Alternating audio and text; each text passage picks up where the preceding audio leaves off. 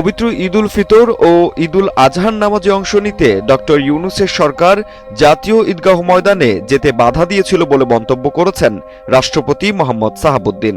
এছাড়াও তাকে প্রসাদে গৃহবন্দী করে রাখা হয়েছিল। এমন আরও চাঞ্চল্যকর সব তথ্য গত শুক্রবার রাতে বঙ্গভবনে বেসরকারি সংবাদ মাধ্যম দৈনিক কালের কণ্ঠকে দেওয়া এক সাক্ষাৎকারে তুলে ধরেন তিনি। সেই সাক্ষাৎকারে রাষ্ট্রপতি বলেন, ডক্টর ইউনূসের সরকার আমাকে 2টা ঈদের নামাজে অংশ নিতে জাতীয় ঈদগাহ ময়দানে যেতে দেয়নি। নিরাপত্তা বিভাগের মাধ্যমে আমাকে সাফ জানিয়ে দেওয়া হয়, আপনি ঈদের নামাজে অংশ নিতে জাতীয় ঈদগাহে যাবেন না। নিজেকে প্রসাদবন্দী রাষ্ট্রপতি বলে উল্লেখ করে তিনি বলেন, বিজয় দিবস ও স্বাধীনতা দিবসে বঙ্গভবনে প্রধান উপদেষ্টাকে আনুষ্ঠানিকভাবে দাওয়াত দিয়েছি, কিন্তু তিনি আসেননি।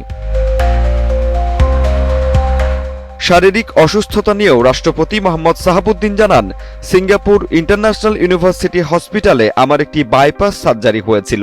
সার্জারির 1 বছর পর সেখানকার হাসপাতালে আমার ফলো আপের অ্যাপয়েন্টমেন্টও ছিল। সময়মতো আমি সিঙ্গাপুরে চিকিৎসার উদ্দেশ্যে যাওয়ার জন্য পররাষ্ট্র মন্ত্রণালয়ে চিঠিও দেই। প্রত্যুত্তরে আমাকে সরাসরি নিষেধ করে দেওয়া হয়।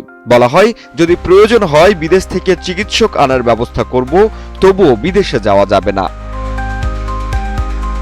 তিনি আরো বলেন, একইভাবে লন্ডনে ক্যামব্রিজ পার্কওয়ে হাসপাতালেও আমার অ্যাপয়েন্টমেন্ট ছিল, কিন্তু অন্তর্বর্তীকালীন সরকার আমাকে সেখানেও যেতে দেয়নি।